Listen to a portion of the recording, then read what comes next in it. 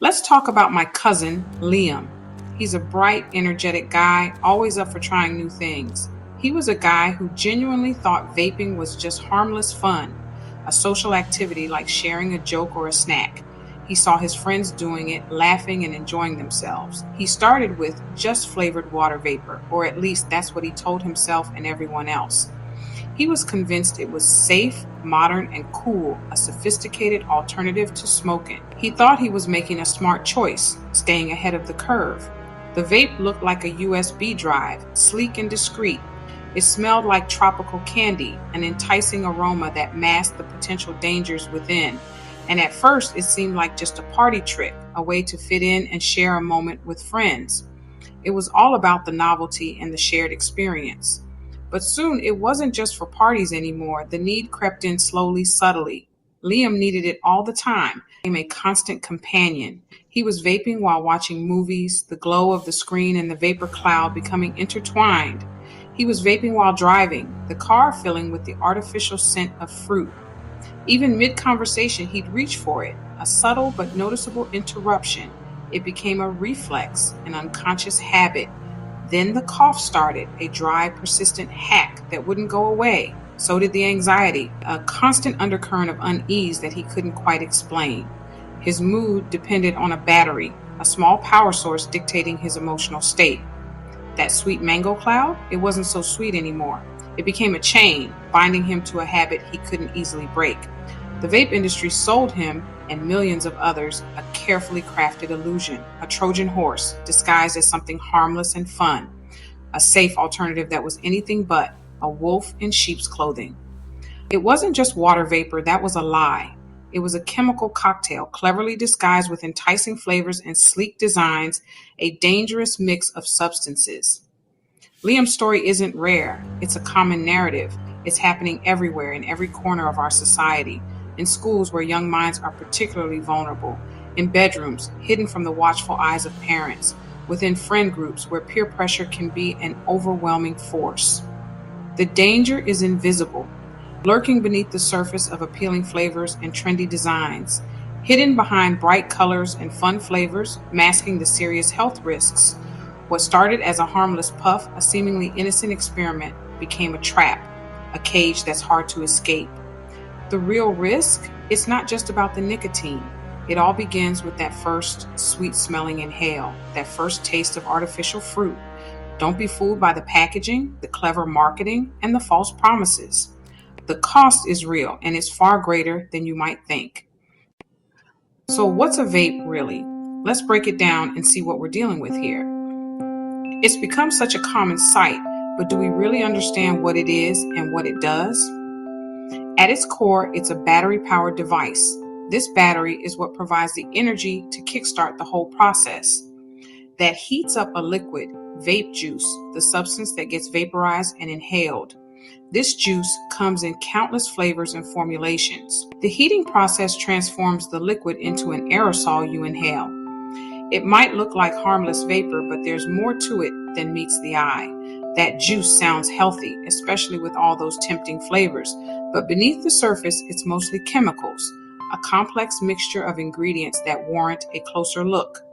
Primarily propylene glycol and vegetable glycerin, which create the visible vapor. Then there's a cocktail of artificial flavors designed to mimic everything from fruits to desserts. These ingredients are generally recognized as safe to eat and are commonly found in many food products. But inhaling them? That's a different story altogether. The lungs are a delicate system, and introducing these chemicals in vapor form can have unforeseen consequences. Some flavorings, like diacetyl, are known to cause serious lung disease, a condition sometimes referred to as popcorn lung. And then there's nicotine, usually in huge amounts, far exceeding what you might expect. One vape pod can have as much nicotine or even more as a whole pack of cigarettes, delivering a potent dose of this addictive substance. Nicotine salts make it go down easy, reducing the harshness and allowing for higher concentrations. This allows the nicotine to hit your brain fast, creating a rapid and intense sense of satisfaction. So you're not inhaling harmless vapor. You're taking in a high-tech addictive chemical delivery system carefully engineered to maximize nicotine delivery. It's definitely not a safer cigarette, despite what some might claim. It's a new kind of trap, cleverly disguised and potentially even more addictive. Don't let the flavors fool you into thinking it's harmless fun. This isn't a fringe issue affecting a small segment of the population. It's a widespread national crisis that demands immediate attention and action. The implications are far reaching, impacting communities across the country. Millions of middle and high school students in the U.S. vape, a number that continues to grow despite increasing awareness of the dangers. This isn't just experimentation, it's a deeply concerning trend. In 2023, over 2 million youth reported using e-cigarettes, highlighting the urgent need for preventative measures and effective intervention strategies. These numbers paint a stark picture of the problem scale. Why are so many young people vaping? The answer lies in aggressive marketing tactics, candy flavors that mask the harmful chemicals, and sleek designs that make vaping devices look like trendy gadgets, specifically aimed at teens. Tragically, most young users don't even realize they're inhaling nicotine, a highly addictive substance that can have long-term health consequences. The industry sold a myth of harmlessness and cool factor, and now a generation is hooked, battling addiction and facing potential health risks. The market is worth billions, fueled by addiction and targeted advertising, but the real cost is paid in the health and freedom of our youth, a price that no amount of profit can justify. Every statistic represents a real person, a young life potentially derailed by nicotine addiction, like Liam, struggling to break free from the grip of vaping, fighting for his health and future. This is not just a trend. This is one of the biggest public health challenges of our time, demanding a comprehensive and collaborative response. Here's what vaping does to your brain, especially if you're young. Nicotine hijacks your brain's reward system, rewiring it for addiction. It messes with attention, learning, mood, and impulse control. You end up needing nicotine just to feel normal. Early exposure makes your brain more vulnerable to other addictions later. It's not just a bad habit, it's a chemical takeover of your mind.